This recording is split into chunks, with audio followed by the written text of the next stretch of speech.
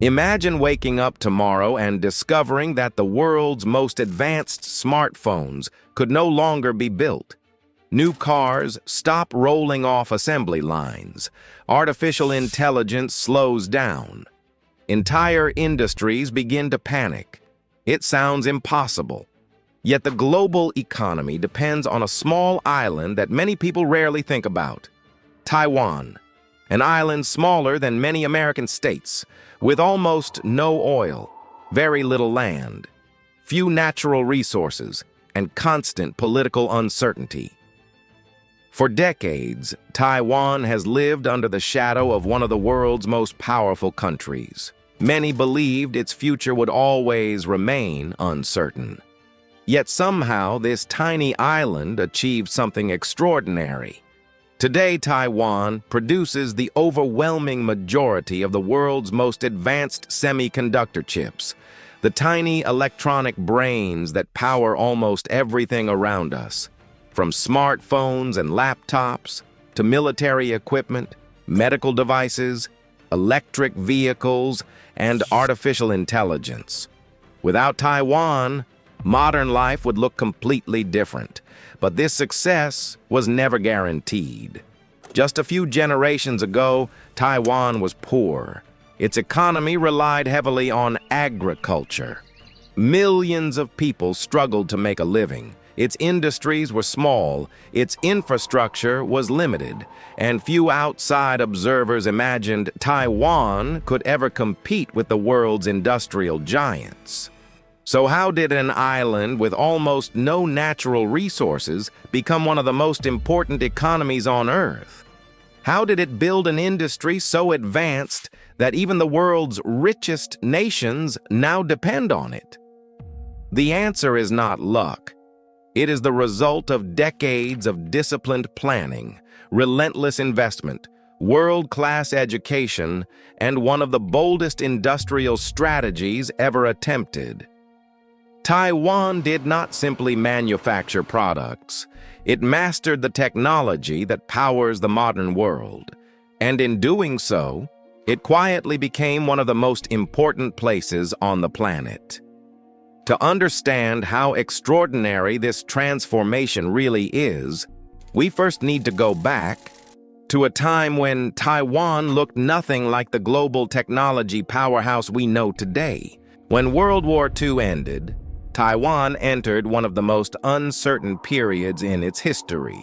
The island had just emerged from 50 years of Japanese rule. Factories were limited, infrastructure was outdated, and the economy remained heavily dependent on agriculture. Most families earned their living by farming: rice, sugar, tea. These were Taiwan's biggest exports. Industrial production was still small. Modern technology barely existed. Then another historic event changed everything. In 1949, after losing the Chinese Civil War, the government of the Republic of China relocated to Taiwan. More than 1 million people crossed the Taiwan Strait. Among them were government officials, business leaders, engineers, scientists, and military personnel. Almost overnight, Taiwan's population increased dramatically. The challenge was enormous.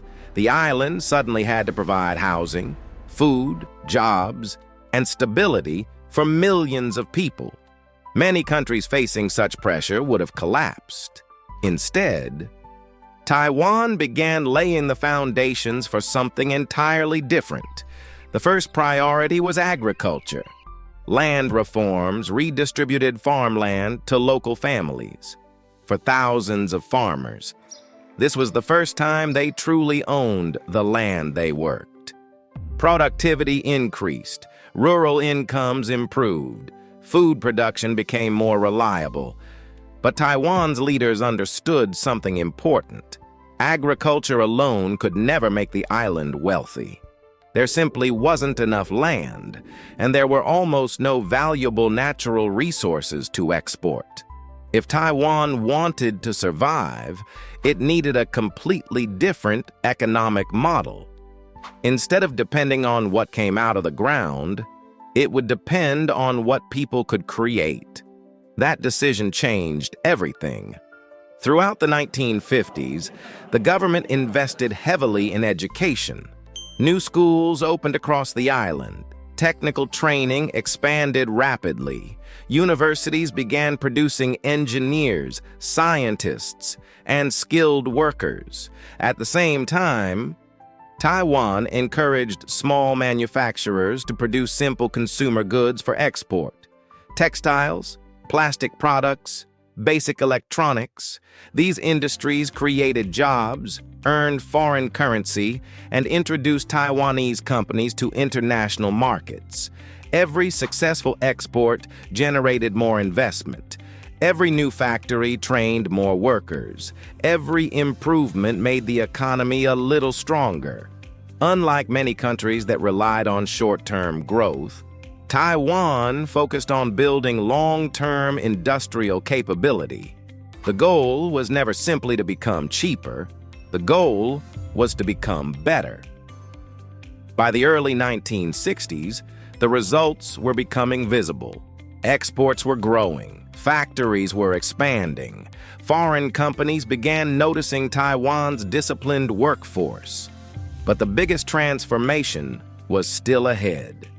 Taiwan was about to make one of the boldest economic decisions in modern history, a decision that would eventually place this small island at the center of the global technology industry.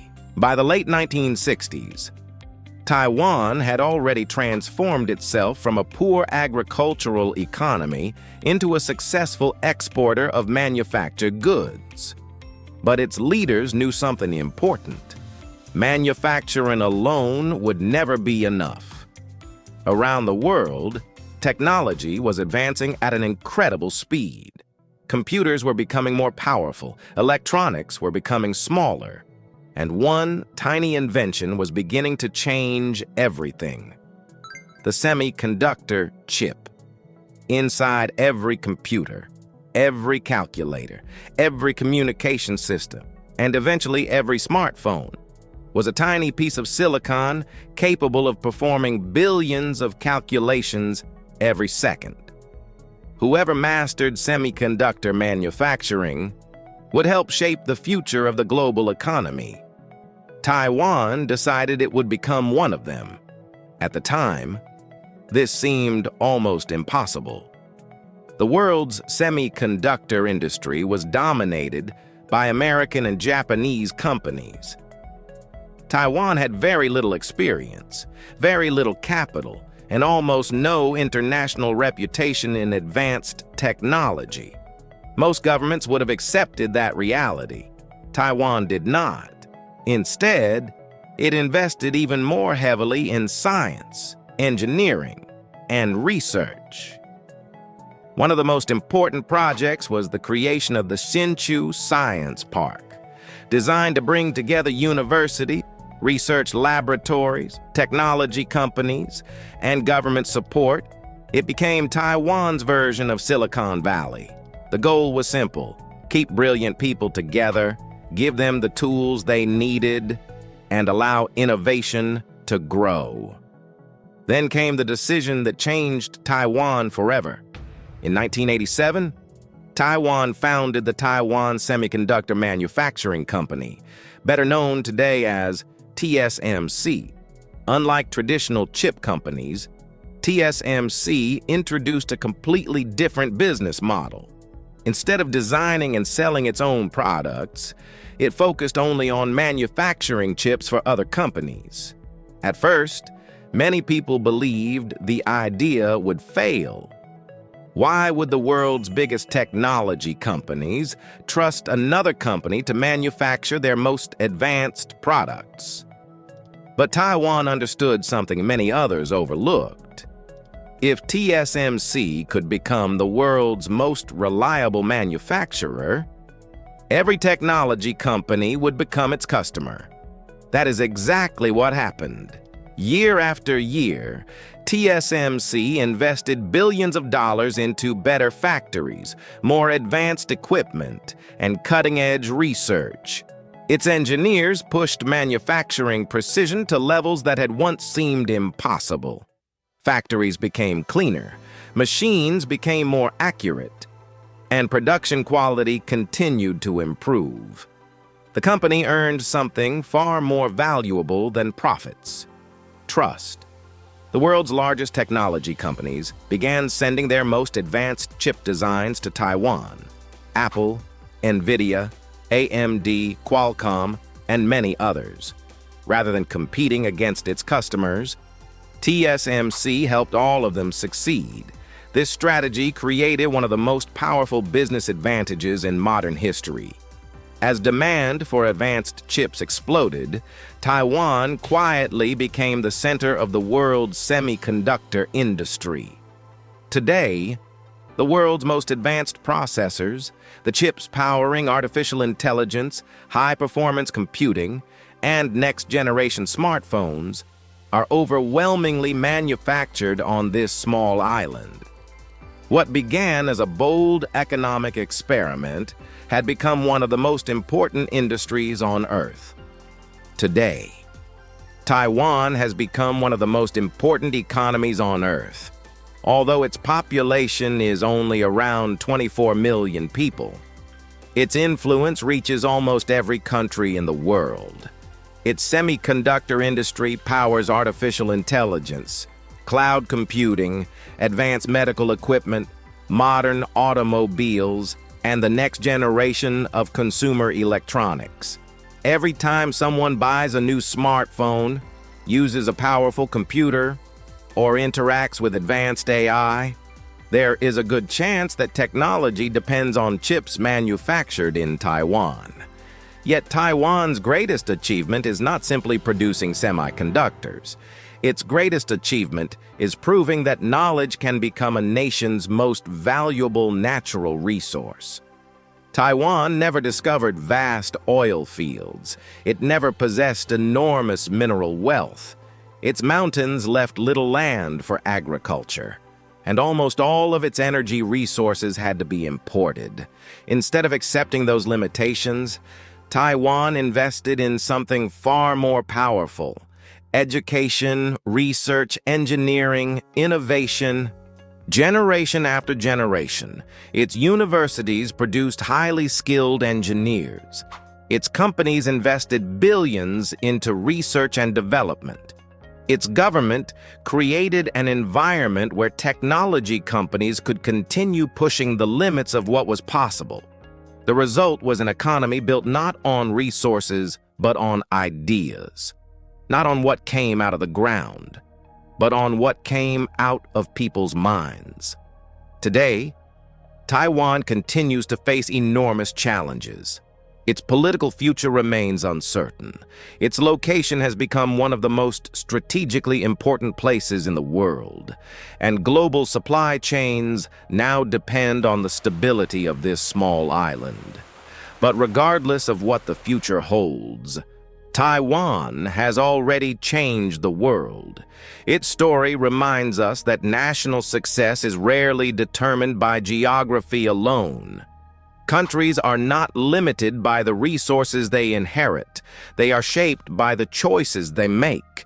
The willingness to invest in education, the courage to embrace innovation, and the discipline to think beyond the next election or the next financial quarter. Taiwan transformed itself from a poor agricultural island into the technological heart of the modern economy, not because it had more, but because it learned to create more. That may be the greatest lesson of all. The world's most valuable resource is not oil, gold, or natural gas. It is human potential. And when a nation learns how to develop that potential, its future can become far greater than anyone ever imagined. Every wealthy nation has a different story, but each one leaves behind a lesson. Which country should we explore next? Let us know in the comments below. And if you enjoy documentaries about economics, history, and how nations became wealthy, subscribe to Built for Billions, because the next story might completely change the way you see the world.